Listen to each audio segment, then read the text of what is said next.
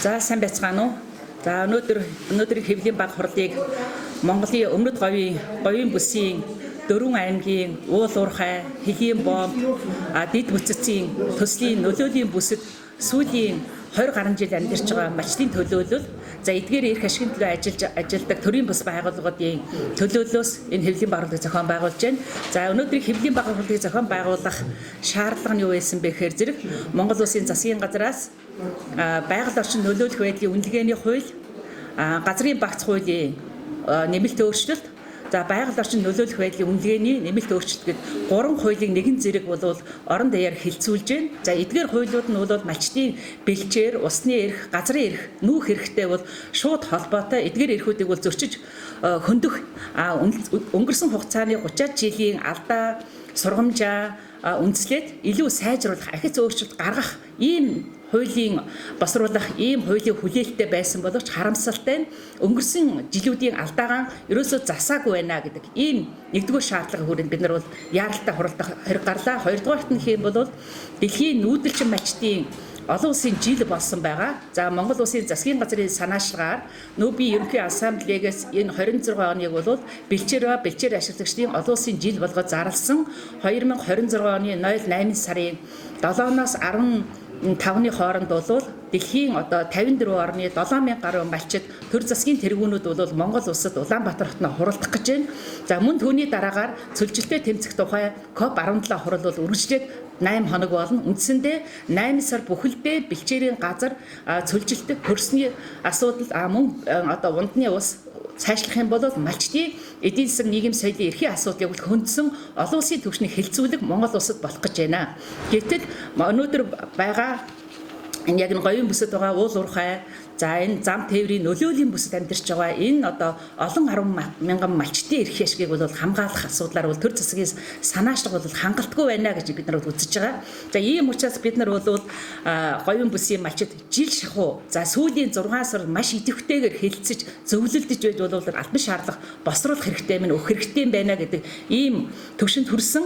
Тэгээ бидний энэ хэвлэлийн баг хурлын гол концепц бол малчдын амьдрах орчин, бэлчээр, усны эрхийг хамгаалсан улаан шугам гэдэг ийм концепцийг бол гаргаж ирэх хэрэгтэй байна төр засаг.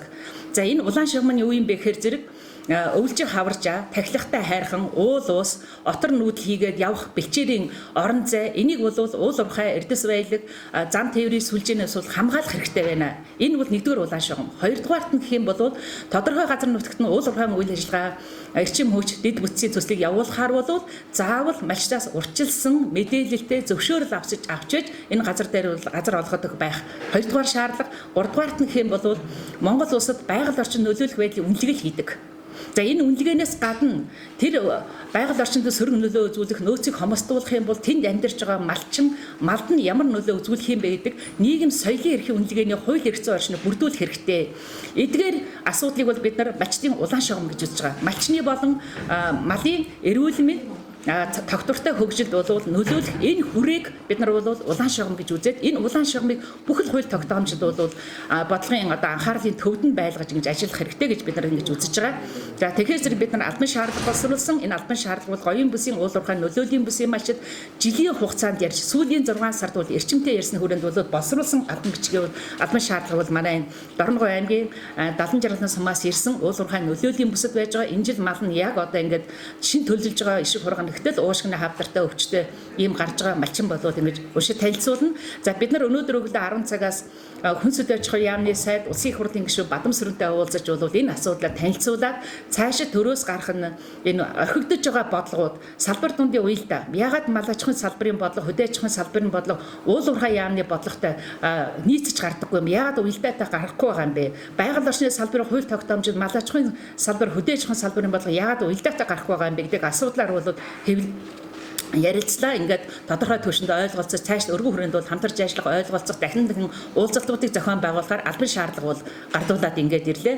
За ингээд энэ дугаа малчид бол бүгдээрээ уул уурхай нөлөөлийн бүсэд 20-оос дээшийг ажилласан амьдэрсэн ийм малчид байгаамаа. За ингээд би 70-60 самын малчин амгалан болол урьж байна. За ийш суугаад.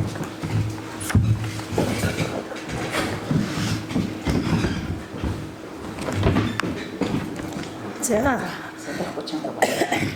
Улсын хурлын гишүүн Учрал танаа албан шаардлага, ашигт малтмлын тухай хууль, газрын тухай багц хууль, байгаль орчинд нөлөөлөх байдлын үнэлгээний тухай хууль, тогтоомжинд нүүдэлчин, бэлчээрийн уламжилт малчтын эдийн засаг, нийгэм, соёлын эрхийг баталгаажуулах тухай 2026 оны 3 сарын 26 говийн бүс нутаг дахь ууд уурхай болон түүний дэд үтсийн төслүүдийн нөлөөллийн бүсэд амьдарч буй нүүдлийн болон уламжлалт бэлчээрийн мал аж ахуйн эрхлэгч малчтын төлөөлөл бид Монгол улсын үндсэн хуулиар баталгаажсан эрх чөлөө мөн Монгол улсын нэгдэн орсон олон улсын хүний эрх хэм хэмжээ заасан эдийн засаг нийгэм соёлын болон улс төрийн эрхэн эдлэх зөрчигдсөн эрхээ сэргээх цаашид дордуулах альва бодлого шийдвэр гаргуулахгүй байх зорилгоор энэхүү албан шаардлагыг санал нэгдэн боловсруулж хүргүүлж байна. Нөхцөл байдал ууд уурхай нь Монгол улсын эдийн засгийн хувьд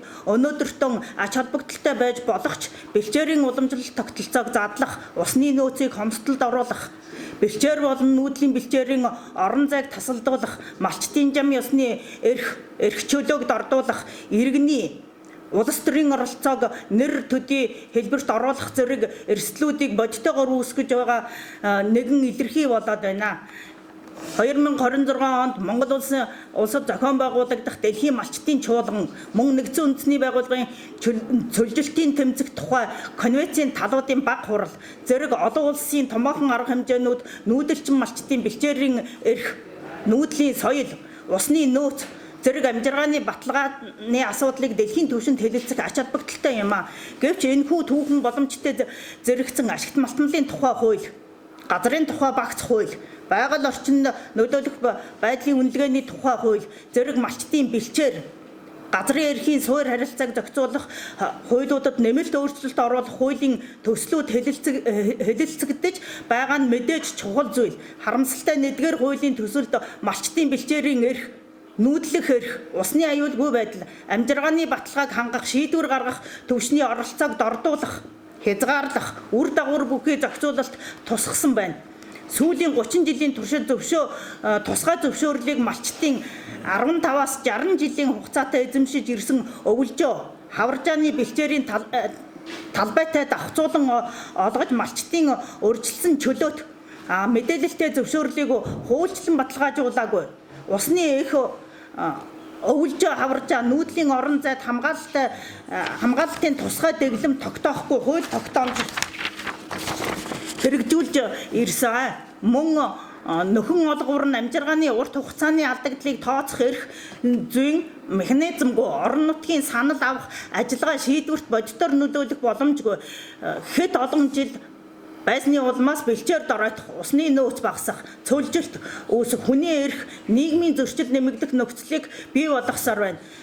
1997 болон 2006 оны ашигт малтмлын тухай хууль нь малчтын хохирох зорилготой заалт агуулж байгаагүй ч хэрэгжилтийн явцад бэлчээрийн нийтийн ашиглалтын уламжлалт эрх чөлөөг ууд уурхай тусгай зөвшөөрлийн өмнө хууль зүйн хүчин чадалгүй болгосон юм. Үүний улмаас нүүдэлчдийн бэлчээрийн газрыг уул уурхай тусгай зөвшөөрөлд онцгой эрхээр олгож ирсэн нь уламжлалт хэрэглэгчдийн давуу эрхийг зарчмыг зөрчиж ирсэн төрийн алдаатай бодлого зохицуулалтын сөрөг үр дагаврыг өнөөдөр бид амьдрал дээр харж биеэр амсаж байна. Газрын хэвлийн баялагийг ашиглах бодлого нь зөвхөн лиценз олгох, олборлож мөнгө олох асуудал биш гэдгийг өнгөрсөн 30 жилийн нийгмийн амьдралд харууллаа.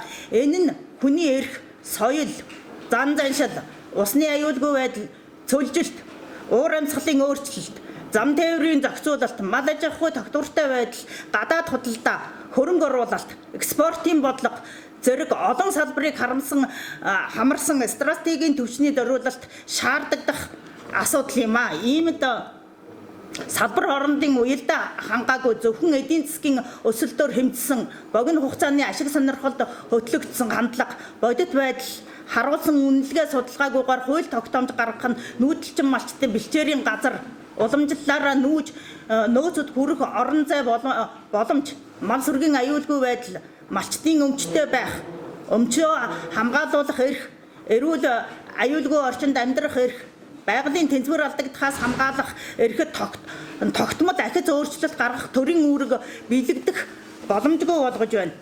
Цаашлаад энэ нөхцөл байдал нь ашигт малтмалын салбарын төсөл хэрэгжүүлэх аж ахуйн нэгжүүдийг хүний эрхийг хүндэтгэх, хамгаалах, бизнесийн үүрэг, хариуцлагын үл тоомцорлох, хэрэгжүүлэхгүй байх нөхцөлийг бодитоор бүрдүүлж байна. Үндсэн хууль заасан мал төрийн хамгаалтанд байна гэсэн заалтыг уламжлалт бэлчээрийн мал аж ахуйн эрхлэгч, малчдын эрхийг төрийн бодлогоор хамгаалах, хамгаалалтанд авах заалт гэж үздэг. Гэтэл уул уурхай эрчим хүч болон тэдгээрийн дэд бүтцийн бодлого, үйл ажиллагаа, бодит амьдрал дээр үндсэн хуулийн энэ заалтын хэрэгжилт нийцэхгүй зөрчилдсөөр ирлээ. Бид тэмцэгч малчин байхыг хүсэхгүй байна. Монгол улсын үндсэн хуулийн 19-р зүйлийн 19-ийн 1-д төрөөс хүний эрх чөлөөг хангах хүч, эдийн засаг, нийгэм, хууль зүйн болон бусад баталгааг бүрдүүлж хүний эрх чөлөөг эрчимтэй тэмцэж хөндөгдсөн эрхийг сэргэн эдлүүлэх үүргийг иргэнийхэн өмнө хариуцна гэж заасан байдаг.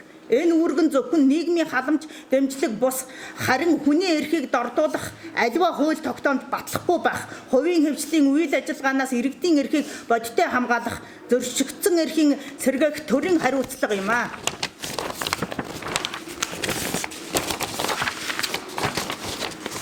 Бид уул уурхай бүхэлд нь эсэргүүцээгүй, харин газрын хэвлийн баялагын ашиглалтанд малчдын амжиргаа, бэлчээрийн тогтвортой байдал, усны аюулгүй байдал, нүүдлийн өв соёлын эрхэд харшлах ёсгүй гэсэн зарчмыг хуульд бодиттой хэрэгжих хүйц байдлаар хуульчлан баталгаажуулахыг хатуу шаардж байна.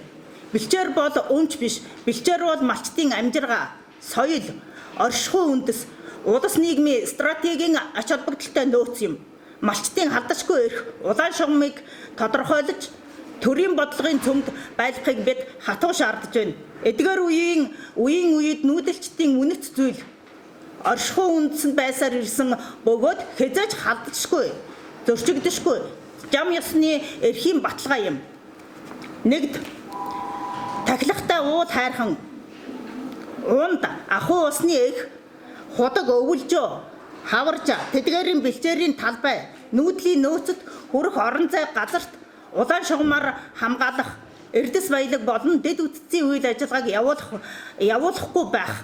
Хоёрт малчдын олонх нь зөвшөөрч бэлчээр өгсөн зөвшөөрлгүйгээр ашигт малтмал болон дэд үтцийн тусгай зөвшөөрөлд бэлчээрийн газараас олгохгүй.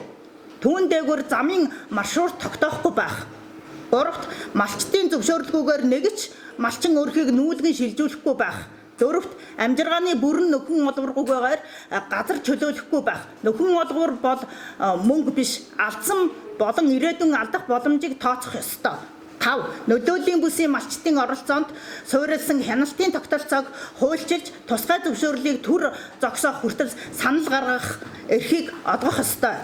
Бидний тууштай нэхэх шаардлага.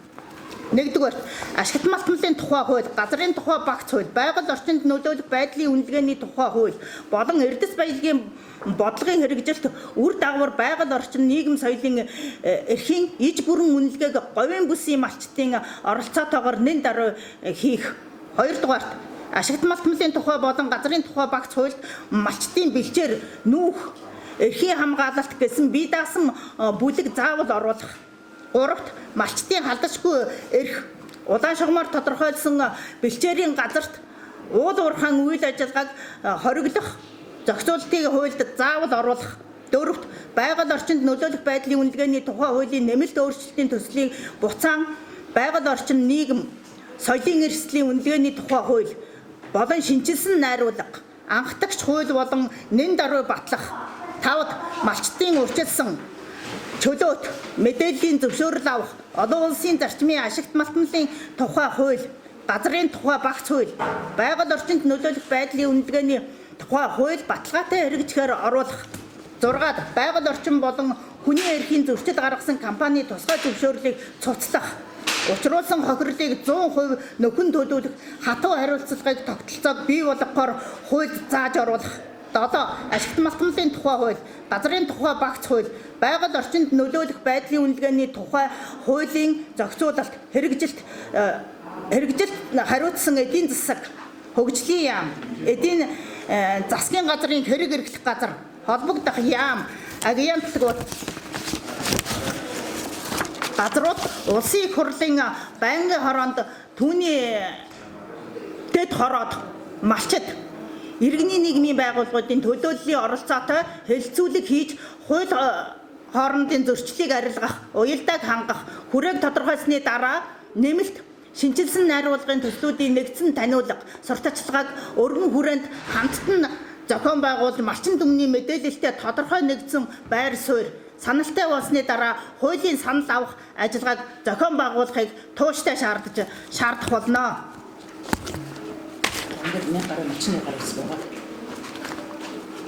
За ингээд доор нь энэ олон говийн бүсийн бүх аймаг сумдын малчдын гарын үсгтэй. За одоо хатан болог сум. Дараа нь хатан болог сумын насан болог сум дараа 3 тэл сум энэ сумдууд нь хэдийн бооттой уул уурхай ихтэй зам тээврэгтэй онцлог сумдууд байна. За үүстэй. За Дорногой аймгийн хатан болог сум Монгол улсын урд хэлийн хязгаарсан байж байгаа. Урд алдаа боонттай. За тэгээ миний хувьд л одоо малчны төлөө хийж оролцож байгаа. Нутаг амтэрийн хүмүүс байгууллагын тэргүүн батлаг гэдэг юм байна.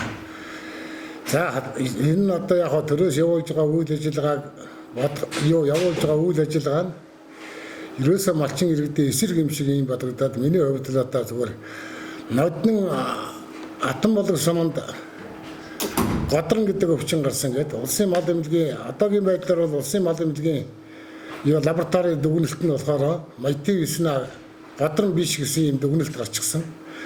Үүнээс үүдэлтэй малч 70 гаруй малчин өрхийн 13 мянган ямааг одоо устгасан байна.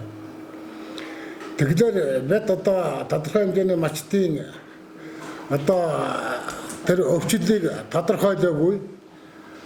Одоо дор заргаараа авирлан одоо 13 мянган мал гэдэг бол одоогийн байдлаар яг нөхөн төлбөрөө өгсөн гэж байна. Нөхөн төлбөрийг одоо тооцох ямар ч боломжгүй. Одоо нэг ямаа 480 мянга болцсон байж байна.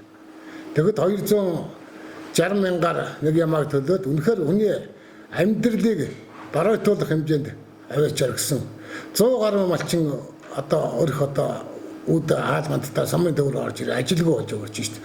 Өөрөөр хэлэх юм бол хатан болог сумын малчтай бол одоо бас ажлын байргүй одоо ингээд хээр аягдсан байдалтай нэг иймэрхүү үйлдэл болсон. Энэ талын асуудал бол тухайн одоо малаа хослогдсон 70 гаруй өрхийн малчид бол бас их харамсаж байна. Энэ талаар асуудлаа цааш шийдвэрлэж явнаа л гэсэн бодолтой. Хоёрдугаар хатан болог сум бол 2009 оноос хойш Шорон замын тээвэр эхэлсэн. Айл уян их говь энерги сар говь гэсэн одоо 3 компаниас одоо Шорон замын тээвэр эхлүүлсэн. Одоогийн байдлаар бол одоо тээвэрлтийн коридор бүс нутаг болж хөвөрсөн төмөр зам одоо 5-7 сангийн мандлын боонт үйлчлэх одоо хатан уучлалтай зам. Тэгээд одоо үүнээс үүдэлтэй одоо малчдын эрх тодорхой хэмжээнд их хэмжээгээр зөрж байна. Дамаангүй төмөр замаас үүдэлтэй мал их хэмжээгээр таригдж нэг айлын 18 тэмээд дайрагдсан. 50 гаруй баган алд дайрагдсан. Өдөр тутамд одоо тээвэрлт хийж явах явц одоо 7 хоногт нэг бод дайрагдж байна. Эргээд одоо малчдыг одоо нөхөн төлбөр гэж олгодоггүй. Захиргааны ерөнхий хуулийн дагуу тухайн малчид хариуцлага тооцох ёстой гэдэг 18 тэмээгээ ядуулчихад дээр нь 350 мянгаар торгуулад ингэ явж байгаа нь одоо бас төвлийн харамсалтай байна. Энэ хуульдаа бас тодорхой хэмжээний өөрчлөлт оруулаасаа гэж бодож байна. За анхаарал тавьсан дээ. За ганц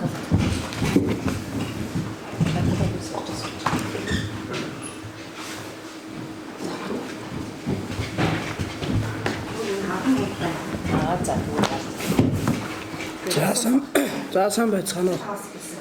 За Дорногой аймгийн 3 тусмын малчин байна. За Дорногой аймгийнхаа малчдыг төлөөлж иж оролцож байна. За тэгээд манай говь хэрийн бүсд бол одоо 1 га ба 5 га газруудыг одоо эзэмшил болгож хуулийн заалтанд оруулан тариалангийн газар гэдэг. Энийг бол хангаа говьж бүсчилж өгөхгүй бол одоо уул уурхайтай зэрэгцэн амьдарч байгаа малчтай бидний хувьд бол одоо үнэхээр боломжгүй нутаг дэвсгэргүй болж байгаа. Энийг хашаажуулна гэдэг бол одоо бас тэгэхээр говь хэрийн талд бол одоо болохгүй. Энийг хангаа говьчилж хэсэгчилж хууль журманд оруулж өгөөсэй гэж өстө болгож орж ирж байна. А дээрээс нь одоогон зэрэг манай өмнөгөө хэмжээнд одоо хамгийн их олгуул уурхайтай Монголын их суртыг бүх одоо нүүрсний суртыг гаргаж байгаа ийм аймаг. За тэгээ энд бол одоо манай нүүрс тээврийн зам болон энэ хот хооронд явж байгаа том тэрэгнүүд, шалаан, автобуснууд одоо шорон замаар явж одоо тоосчлтыг маш ихээр үүсгэж байгаа. За энийг одоо бас тодорхой анхааралд авч одоо бас хэлцэж асуудалд оруулмаар байна.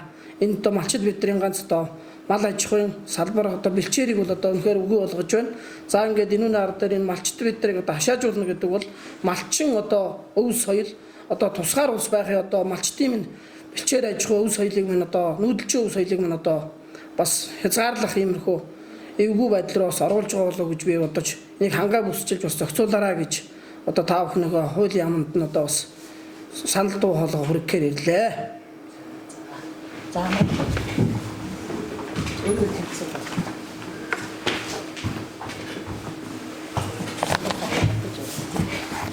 за сайн байцгаана уу, намайг Дорногов аймгийн Айраг сумын малчин Амгалан Баяр байна. За манай Айраг суманд жиншний олборлолт ихтэй, уудуурхай ихтэй. Манайх гэхэд 8 уурхай тойроод байгаа. Манай уурхайгаас шалтгаалаад нөгөө малын өвчлөл их гарсан. Нөгөө мал маань сая 26 оны 3 сарын 20 гэхэд хүнд металлын хор гэж гарлаа. Бүх ихэнх малуудад манайх айлтайгаа өөр айлын малтай цуг байгаа. Айл маань тэгэхэд нөгөө айлын мал дээр гарахгүй ганц манай малаас одоо 10-аад мал өгчээд байгаа. Энэ нь уул уурхай нөгөө хүнд металлын хор гэдэг нь уул уурхайгаас гарсан. Тэсэлгээ тээвэр мэврийн тоосонцроос шалтгаалсан голдуу яга. Энэ сая мал Дорногов аймгийн мал эмнэлгийн бичиг байгаа. Энэ сая 20-нд авчирсан энэ мал эмнэлгийн бичиг. Тэгээ манайх ер нь уурхайгаас олж одоо амьдрах нөхцөл үнэхээр байхгүй. Өвлжөөгийн маань ингээд хужаанаар ингээд гадаа нь буучсан, хашаад авчихсан, худгийн маань дарчихсан. Бид нар уух усгүй, гүний усын маань үнэхээр их гаргаж 8 уурхай зэрэг гүний ус гаргах тохиолдол бас энэ хугацаанд байна. Тэгээ малчин биднэрт худаг усны асуудал, бэлчээрийн асуудал, одоо бүх зам тээврүүдийг хатуу уучлалтай болгоод өгөөч гэж бас төрцгөөс гуймаар байна. Бэлчээрийн асуудлыг хэцүү байна.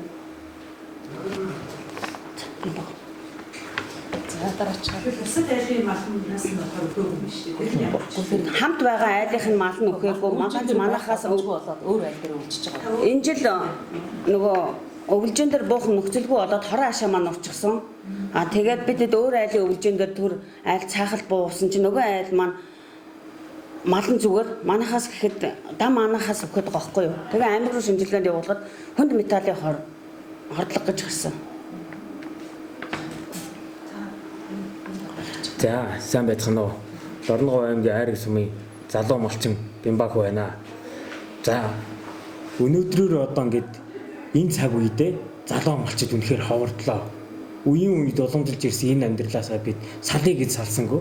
Яалтгүй ингээд зуд торхон цаг үеийн байдал одоо төрийн бодлогогүй байгаа уул уурхай усны асуудал маш олон нөхцөл байдлаар одоо ингээд төв рүү ороход чиглэгдлээ. Дээрээс нь боловсролын юу ч нөлөөлж одоо 6 настай хүүхдээ оруулах жишээ нь. Тэгээд дээрээс нь хэдэн хөдөө одоо морь дагсан хэдэн хөдөөний малчин залуучууд байж байлаа гэхэд тэдний ихнэр болох, эргийн болох бүсгүүчүүд ерөөс огт байхгүй. Тэгээд яг энэ цаг үеэр ингээд хөдөөгөө яг орхитуулж байгаа. Яг одоо яваад үзээрэй. Үнэхээр яг нутагт маань одоо хөдөө нутаг эзэнгүүч гэсэн. Байгаа нь хэдэн уурхай. Тэгээд засгийн газрын сонгуул шалгаруулалтаар гээд нутгийн нөгөөд идэг бэлчээрчгүй, усчгүй, тэгээд хөдөө амьдрах нөхцөлгүй байгаа энэ малчдын жоохон энэ одоо дагуул түүхий итэр одоо ямар ч үн төрдгөө хог дээр хаягдах ийм нөхцөл байдалтай болохоор яаж бид нар амьдрах юм бэ?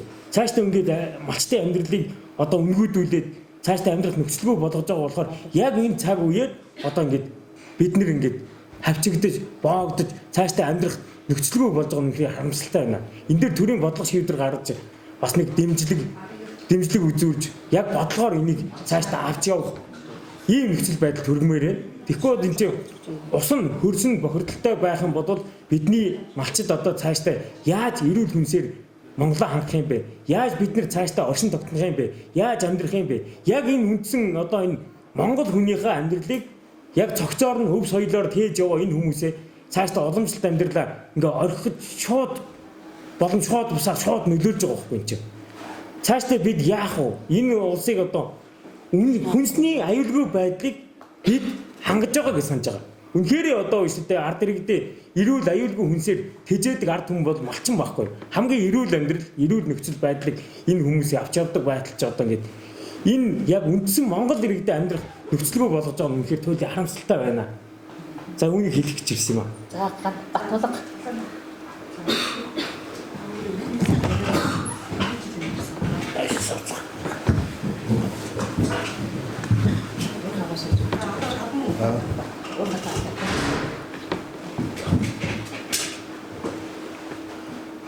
Заасан байна уу? Би Дорногоогийн Айраг сумын Ойр тооцоо. Малчин Батулга гэдэг юм байна. Ойрхоо. Тэгээд Чи харж байна. Өөр амьдралыг ярихгүй да. одоо тийм харцгүй наа.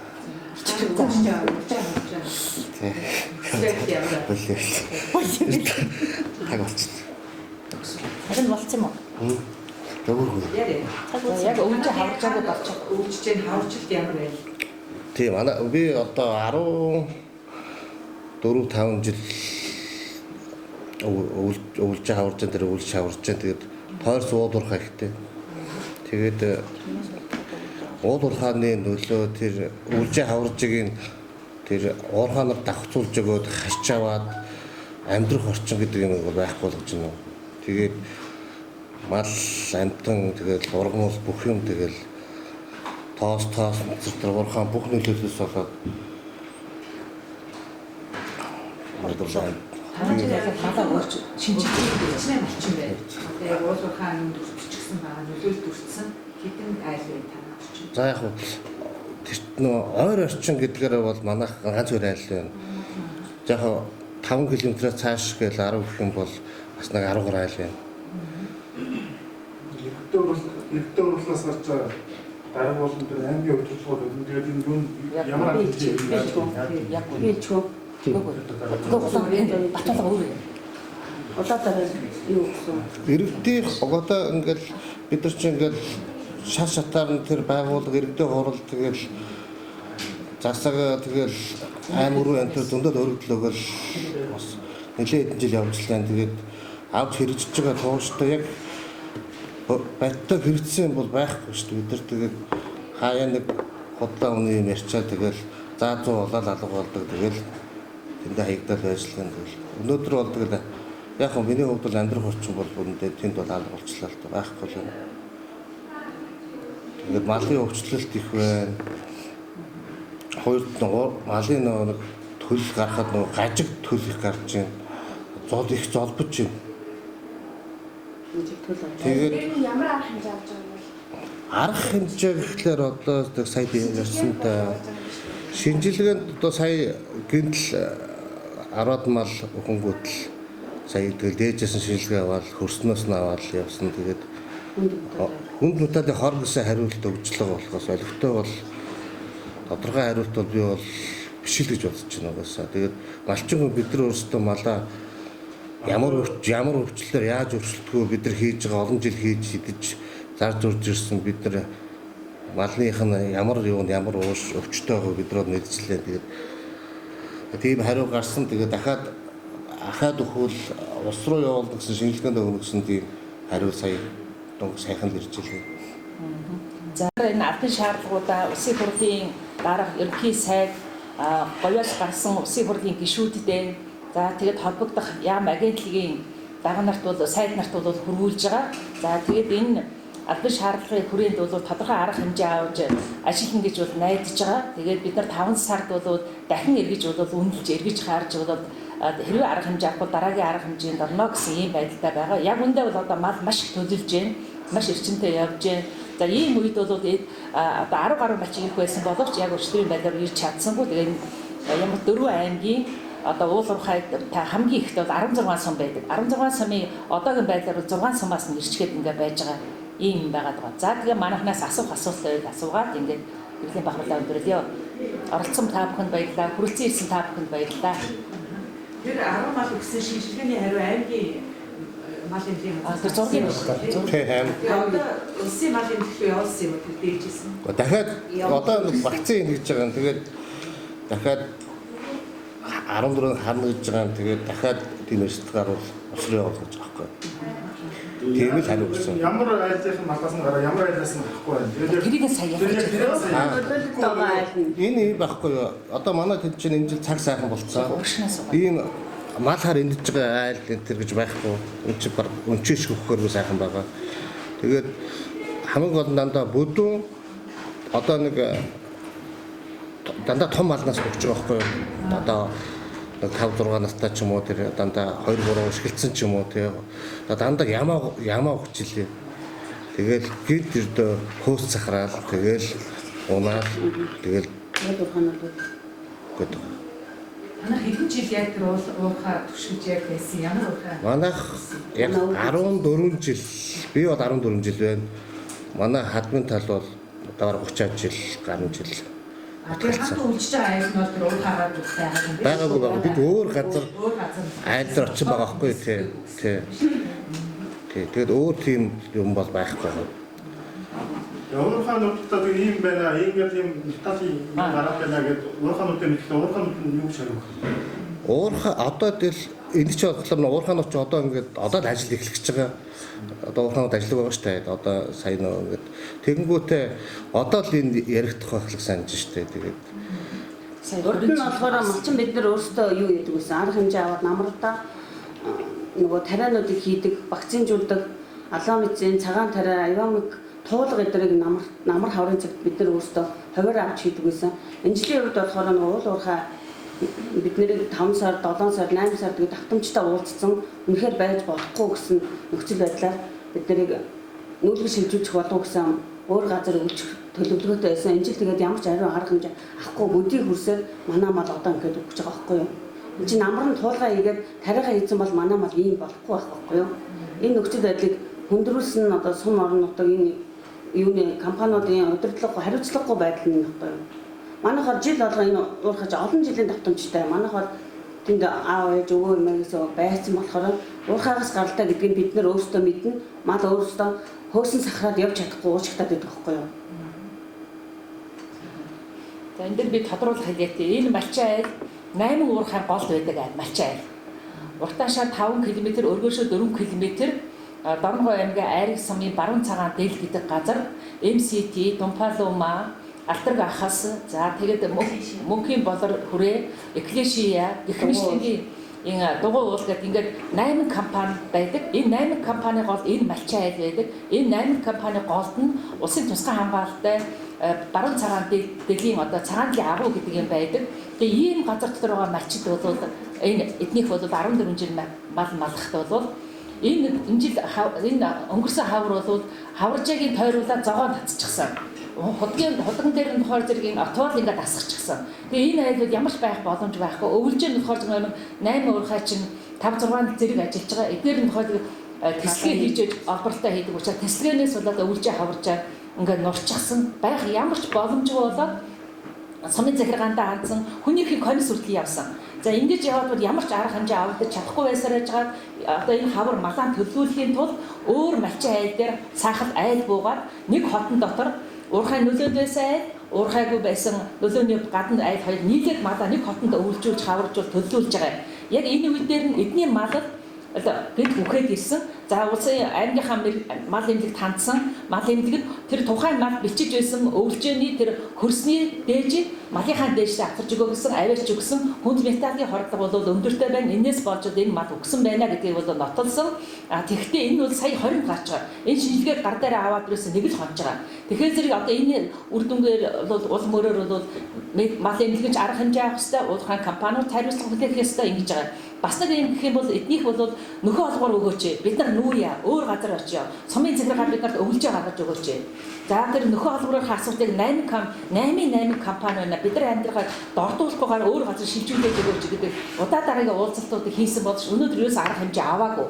Ингэж ирсээр байгаа энэ айлын амьдралыг бол Дорногов аймгийн засаг даргын тамирын газар засаг дарга иргэдийн хурал тэгээд одоо холбогдох байгууллагад аж ахуй нэгжүүд бол нүдэн дээр энэ айлын малыг байхгүй болгох, энэ айлын амьдралыг байхгүй болгож байгаа байхгүй. Тэгээ эцсийн дүндээ мал өгөхөд ирэнгүүт л одоо ингээ арга хэмжээ аваад яах вэ гэвэл болоход энэ нөхцөл байдал ирж байгаа учраас одоо хэвлийн багвар ихэс арга байхгүй. Энэ улсад ирэхээс арга байхгүй болоод эхнэр нөхөр хоёулаа ирээд байр сууриа илэрхийлж байгаа гэж ингэж ойлгох юм байна. За баярлалаа.